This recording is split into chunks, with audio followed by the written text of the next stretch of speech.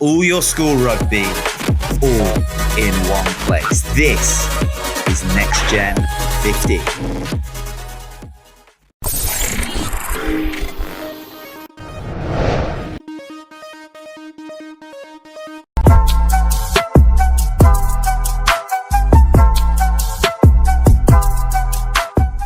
Alright guys, welcome to Next Gen 15, and in today's video we're going to be doing a review of the recent Noord Suid tournament of 2022.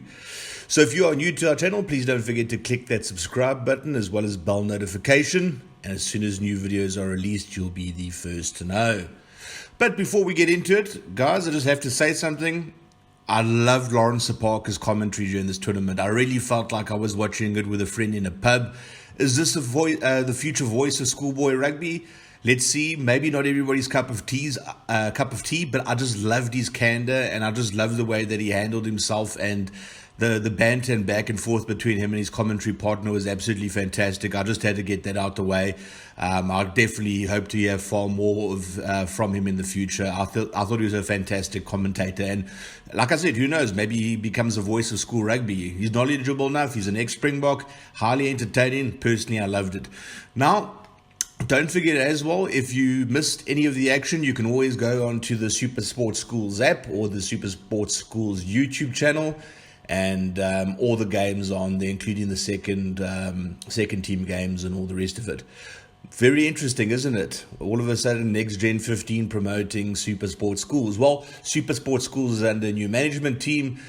We have been having a few discussions with them about content and all the rest of that. The new team is fantastic. They very much encourage sharing of content. Obviously, we're a content producer as well, so within reason, those talks are still ongoing. But they definitely have the right vision, we feel, and we're more than happy to work with them and any other sort of aggregators in terms of promoting school rugby. Obviously, if you guys go into the Super Sports Schools app, you know that you can clip the games. So if you're a young player and you want to share your moment, just basically put your clip in your story, tag us, and we'll share it. We share every single clip that we tagged in. We try and encourage that as much as we can. So share your moment on Next Gen 15 if you want. Tag us, like I said, tag us in the story. That's very important, and you'll be reaching over 20,000 followers. Who would have thought in just over 2 years we got over 20, we're almost hitting 25,000 followers on Instagram. Anyway, guys, you are here to basically go through the Noord Suid tournament, so that's what we're going to do. So let's just go through the day one games. First up was Nelspruit against Pretoria Boys, a real arm wrestle 2013. Both teams obviously aren't necessarily going to be the top 10 teams this year, but they did show good accounting of themselves. Excited to see what happens there, and hopefully they can improve on from here. Great bit of exposure for the schools. Gasfontein versus Drosti, 67-0. Nobody saw this coming, guys. I don't think anybody saw this Gasfontein outfit performing like they did. It was champagne rugby. It was almost perfect rugby to watch. This looks like a well-drilled unit, and I think they're going to do some great things this year. Waterkloof, very successful at age group level, continued that. 29-11 victory over Welkom Gym. 18-point deficit there for the Jimmies, obviously, having a tough start to the year, but they are facing high-quality opposition. Then Paul Boys, nice start of the season for them, 31-6 win over Menlo Park. Menlo Park no slouches themselves. Sean Rasmus's first game back as Paul Boys coach, so it's going to take time for him to readjust to this high-level rugby and all the rest of it, but the team looks very good, very sharp, some excellent players on paper. Then Grey College against Stellenbosch, 43-27. The J Brigade made an extremely good account of themselves, guys. They're going to be a very dangerous team. Grey College is just packed with quality. We all know that. That's why there's this deficit. But I don't think anybody will disagree with me when I say that I don't think it was a very fair reflection on the game. It was a lot tighter, could have gone any direction of final couple of minutes. So well done to Grey College. Grey Guts, as we know, normally wins out the day. They've got a lot of gas in the tank. Obviously, Ines Kaiser, their strength and conditioning coach, trains them specifically for these sort of final 10 to 15 minutes where they start pulling away. But Stellenbosch made a very good account of themselves, make no mistake. Moving on to day 2, Glenwood had a nice win over Noord, 47-33. The Green Machine looks set to be one of the premier schools in the KZN area this year. Then Durbanville, I think anyone will agree that this was an upset, 36-34 win over Hultmekaar. Hultmekaar, very talented team on paper. Just need to get put a few things together, but a lot of talent there, and I do expect them to push towards the top 10 finish this year regardless. Oakdale 26-5 over Yege Janssen. Yege Janssen this year, maybe not the powerhouse of previous years, but still a very physical team, so a good win there for the guys from Oakdale. Poljum, 42-19 win over Monument. Excellent performance there. I mean, we know about this generation of Poljum players, guys, and to beat Monument 42-19, that says everything that needs to be said. Then Affies having a nice win over Porus, 24 points to 18. Affies looks like a program on the rise, guys. They were very, very impressive in this tournament. And, claiming that Porus, Winelands, Giant Sculp, it bodes well for the season ahead, no doubt about that. Then day 3, there were only 3 games. Drosti, great comeback by them, 31-15 victory over Menlo Park. I think Menlo Park would have been the bookies' favourites, especially after the Gasfontein performance. By Drosti's high standards, that wasn't obviously acceptable, but showed great character to come back, some enterprising backline play. Grey College 57-37 over Waterkloof.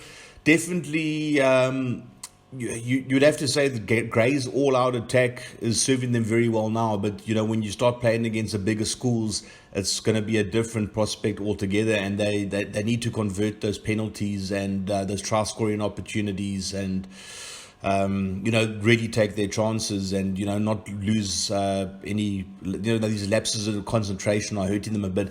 I'm a bit concerned with them at, kickoff, receiving the kickoffs, guys. It's uncharacteristic, but I think as the season goes on, obviously they're going to improve. It's a high quality outfit, and we always know that they're always up in the top 2. And then definitely the game of the tournament, Gasfontein against Paul Boys. This was just end-to-end stuff. Neither team was willing to give an inch, and this was some hard physical rugby, guys. It was absolutely beautiful to watch.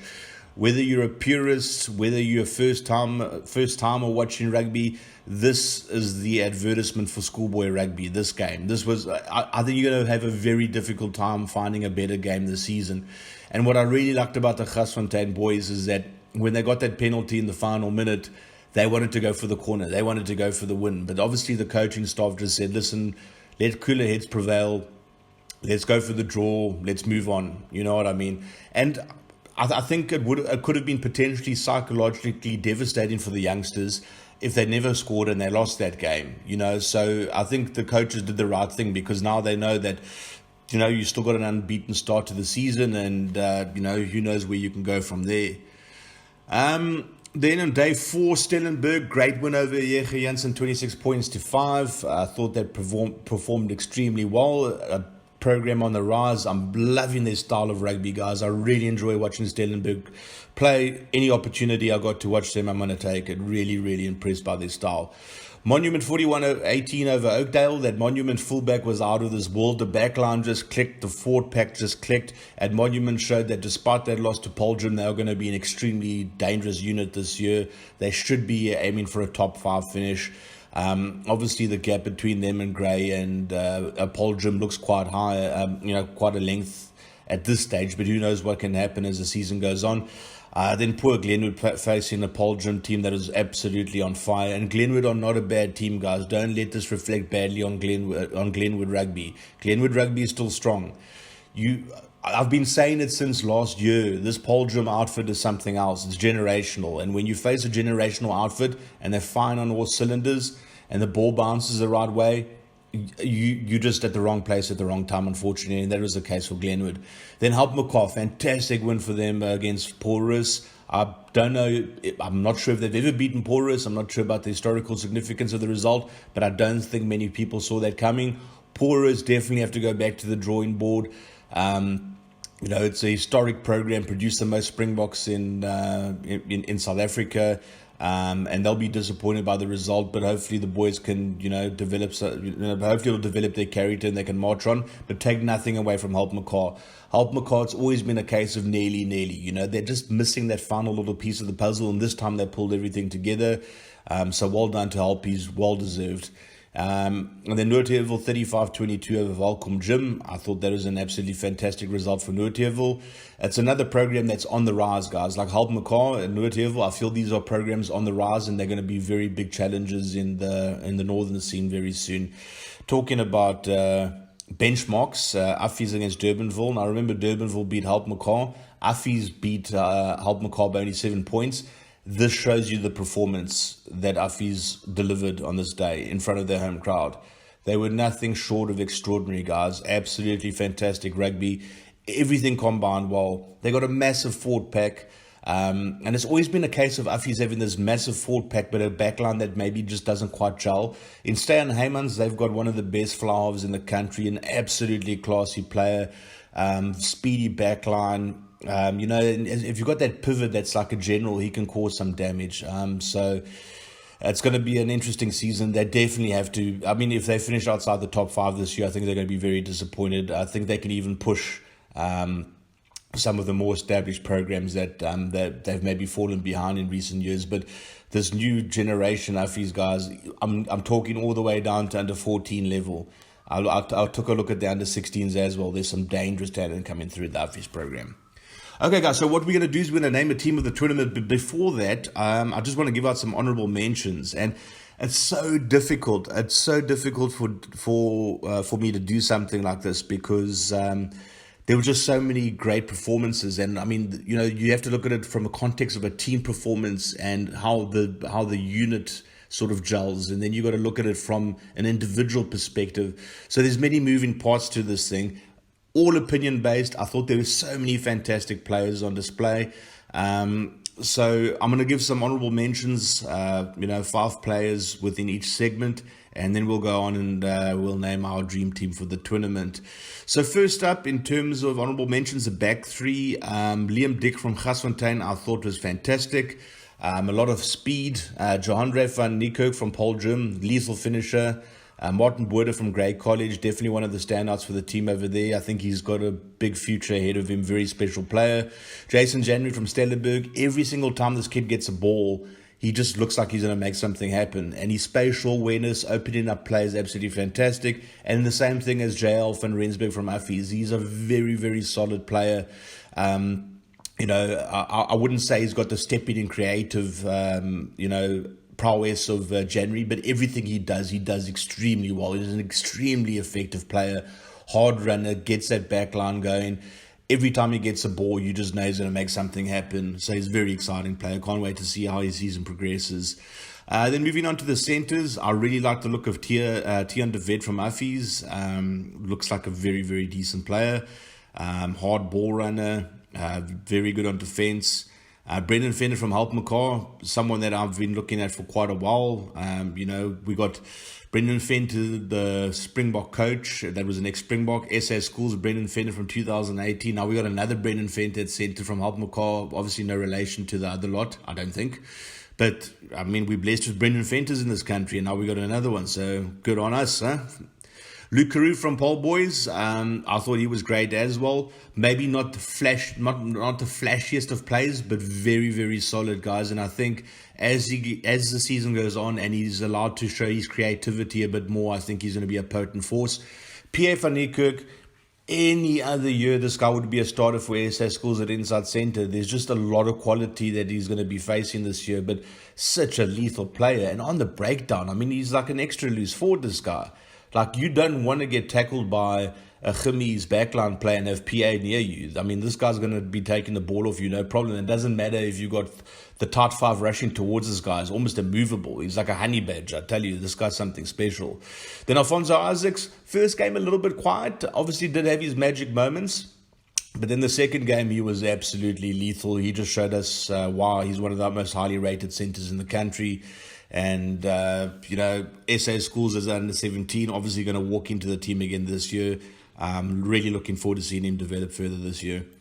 Halfbacks, Aidan Muller from Stellenberg. What a scrum off. What a performance. I mean, he was facing the best scrum off in the country in Caleb Abrahams and went toe-to-toe with him. Thurlan Williams from Paul Boys, I thought was fantastic as well. Tactical kicking kept Paul Boys in the game. Very powerful player as well. Solid fly-off. Great goal kicker. He seems like the full package, doesn't he? He's going to have a great season. Looking forward to seeing him go on. And then Stowan Haymans, I've talked about this kid a lot. What a special talent, guys. I can't remember the last time I saw a fly off of this class in an Uffie's jersey. I mean, you going back all the way to, I think the guy's name was Tian Snyman, you know, that unbeaten Uffie's team of 96 and the generation 97, Francois Swart. You're looking at that sort of era. Like, I'm talking like a good 20 years since I've seen someone of this quality in the Uffie's number 10 jersey. What a player. Then Emric Liederman from Paul Jim. I mean, he reminds me of a young George Gregan, guys. What a talent. Exciting every time he gets the ball. What an outstanding halfback partnership he's forming with Liam Kuhn. Definitely has to be in the SS schools next this year, but there's a lot of competition at fly-off, as you can see. And then Stephen Nall from Garsfontein, I just thought he was absolutely outstanding as well. His box kicking is completely beyond his years. Crisp passing, great distribution. Definitely a player to look out for in the future. Then loose forwards, I really like the look of Bayes Roos from Uffie's. What a powerful runner. You know, one of the leaders in the pack. Then John Henry Smith, he's in his rookie year. I thought he was fantastic as well. Great college youngster. Heinrich Engelbrecht from Garsfontein really showed his pedigree. Hugo Ben Horn from Paul Boys, another guy that really put his hand up. Younger brother of Franke. So, you know, the apple doesn't fall far from the tree in terms of the Horn family, clearly. And then the player I really liked that did the hard yards, but never maybe got as much recognition as he deserved from the commentary team was Willie de Waal from Paul Jim. I think he's definitely someone we should be keeping a close eye on for this year. Then locks, Kiana Kutsia from Paul Jim, I thought was outstanding. You know, that it's not just only the backline this year that's looking good in terms of Paul Jim. I also like the look of their forward pack. Luan Taylor looks a big unit, a physical player. Really think that, you know, he's got something and we'll be seeing a lot of him this year. Then Anton Groothuis from Uffie's, proper Uffie's lock, old school, hard runner, hard tackler, enforcer, love his style of play. Run on Forshire from Grey College, I think had a great tournament as well. Another player that's in his rookie year, absolute unit, very athletic. I mean, you know, his combination with Jay van Heerden is going to be something special this year. And I mean, you know, JJ Teron, who likely would be in the first team mix this year as well, is injured. So he's taking the opportunity with both hands. And then I also really like the look of Lance Lombard from Halt McCar. I thought he's an absolute unit, very, very lethal force. I think he's going to go very far in this game, personally. And then we have front row, finally. I really like the look of Reno Hurst from Porus, strong scrummager. Obviously, Porus a bit disappointing in this tournament in terms of results, but I think he put his hand up. Then John Small from Paul Boys. I mean, again, guys, any other generation, this is an SA school starter, but he's got a lot of competition in front of him. And then Herman Libber from Stellenberg, he's an absolute unit. He scrummed his backside off, and I wouldn't want to face him in a scrum. Jeez, this guy's physical. And then Bernard Bladdergroen, he combines the physicality with some great ball carrying ability as well. I thought he had a fantastic tournament. Definitely one of the better players in terms of the front row. And then finally, Jimmy Breitenbach from Grey College. You know, this guy's, again, you know, last year under 17 SA Schools player will walk in the team this year. High quality player. And then just two players that I have to mention on this list is JP Bayer from Halt McCar. I thought he was absolutely fantastic in this tournament. Actually, two more still from Garsfontein. I don't have his name on me right now. But what an absolute unit, especially in the game against Paul Boys. I mean, he was absolutely lethal on the breakdown. I think he's going to have a big future in the game. And another player whose name I just don't have on hand right now because sometimes they didn't release the team list is the fullback from Monument. He's an under 17, I believe. He scored a hat-trick. In his final game, he also looks like a very special player. But anyway, what we're going to be doing now is naming the team of the tournament. So let me know if there's anybody that you think we missed, and give us your opinion from there. So fullback, I went with Michael Damon. I thought he was absolutely amazing in this tournament. His speed, his handling, his ability to get the back line going. There's really no weakness in this kid's game. Last year he was an exciting prospect. This year he's a real deal. He's got SA Schools pedigree written all over him. I thought he was absolutely fantastic. Then wing, I got Gustav Maritz from Uffies, especially in that final game, guys. He was absolutely insane. I mean, the pace this guy has, and he's not the biggest winger that you ever see, but that pace and that natural strength, I'll call it farmer or boer strength that he's got, it's there in spades. I think he's a very, very exciting prospect for the future. And I think he's going to be one of the top of the try scoring charts this year. Then outside centre, I went with Janelle Losper. Last year he was a very exciting player at fullback, and I was a bit confused. I thought to myself, this year probably Opperman would be at centre with Van Niekerk, and then maybe Losper would stick with fullback where you go in the wing. But the move on outside centre really suited him. I think his running lines were amazing. I think he's very underrated on defence, and I think him and Van Niekerk are going to be doing some real damage this year. So well done to him. Fantastic player. Then inside centre, we spoke about P.A. Van Niekerk. He was fantastic, but guys, let's get real. There's hardly a player that exists right now in schoolboy rugby that's on the level of Damian Marcus. Damian Marcus is going to go all the way in this game. There's no doubt. And sometimes you don't want to talk up a youngster too much, but this is a youngster I feel very comfortable talking up. The distribution is absolute insanity. His defense is, so courageous and so underrated in terms of his strength. Those inside passes are something else, guys. People just don't see it coming. That hand movement, in terms of his distribution, like you just don't know what he's going to do next, and he just completely opens up play for the rest of the team. This guy is a superstar in the making, in my opinion. And like I said, some people have criticized me for, blowing up players in the past and all the rest of it. But some players I just feel very comfortable to do it for. And Damien's one of those players. He's something special. The other winger I went with Keegan Corresius. I hope I'm saying his name right, from Oakdale. This year's Oakdale team, let's be honest, is not on the same level as last year's Oakdale team. But this guy's a stepper. His ability to open up play is something insane, and the sort of ability to get on the outside of his opposition is just something. They can't be taught. You just got it or you don't got it. You know what I mean? He's just got he's just blessed with natural speed and flair, and again, someone I think that's going to have a great season. Fly-off should be no surprise, guys. The general, Liam Kuhn, the general of the pole gym backline. What a tournament he had. Was he as good as he was last year? That's debatable, but last year was a 12 out of 10 performance. So let's call this year 11 out of 10 performance. It's like 10 out of 10 doesn't exist for this guy. I really think he's something else. I've spoken about him at length. I don't think I need to spend too much time on it. Stan Heymans. You could argue that he might have deserved his place over here, but look at the scoreboard, guys, and look at the quality of opposition faced as well. There's lots of things to take in consideration with this. Scrum off, another obvious one, our number one prospect for 2022, Caleb Abrahams, 2 hat-tricks in 2 games. I was chatting WhatsApp with a couple of guys that, are school rugby enthusiasts. And it was so funny because one of them said to me that, Caleb's not having the best of games, and then he scored a try, and then he scored another try, then he scored another try. All I did is I sent a guy a message back on WhatsApp, and I sent a question mark, and I never heard back from him.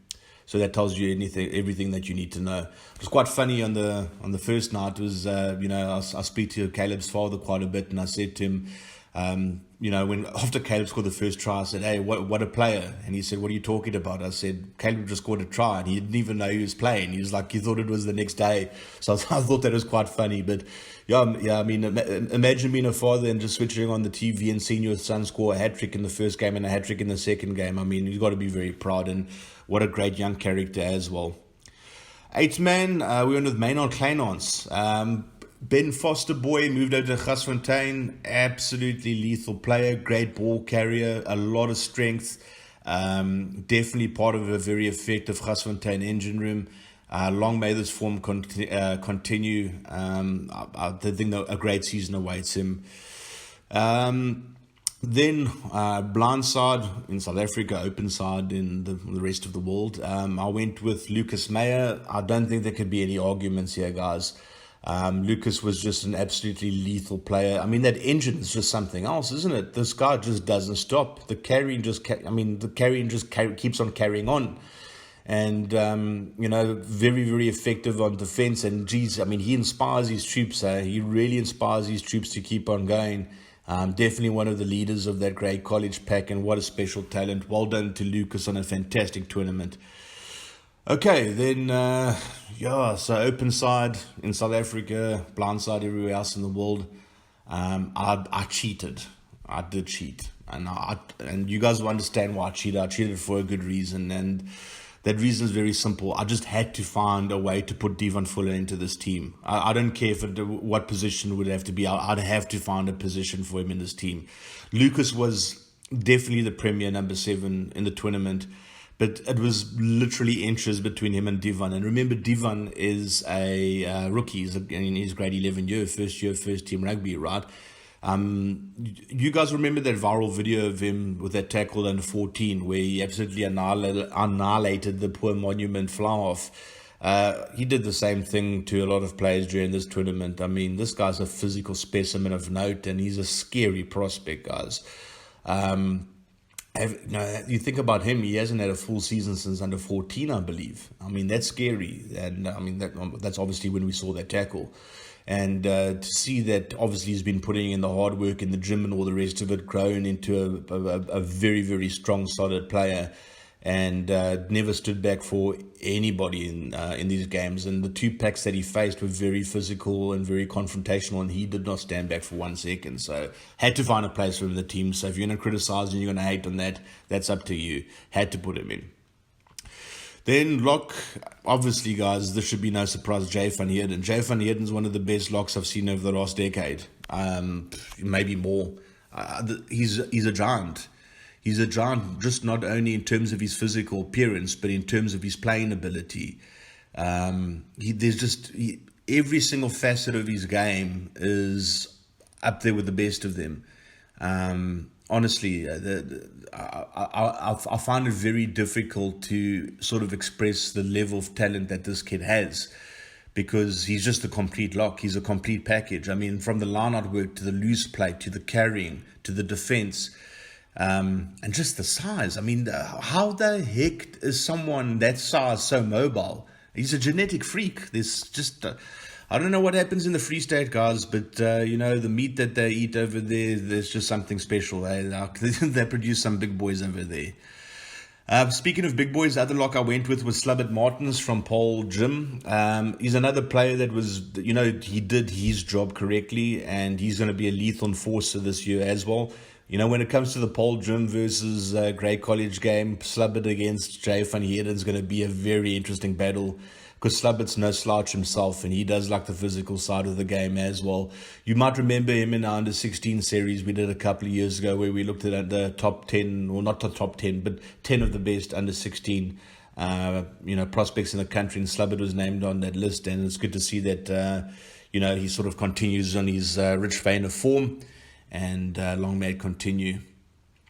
Tight head, Zach Moritz. For me, this was an easy one. I know that there was a couple of guys that, when I discussed it, they felt like there might be 1 or 2 other players into consideration. But to me, it was easy. I think he's a vital part of that Uffy's engine room, and what an engine room it is. And he's very mobile for his size, extremely strong. I mean, he dominated most of the, if not every scrum that he was contested. I mean, he was absolutely dominant. Someone that I think is going to have a heck of a season as well. It's going to be very, very important to Uffy's, trying to maintain their position amongst the top rugby schools in South Africa this year. Then hooker should be no surprise, Luca Bacchus. What a player, and what a series he had as well, guys. I mean, this guy's just a physical monstrosity. He just doesn't stop as well. Another player where you look at the size and you're just like, how the heck does he continue?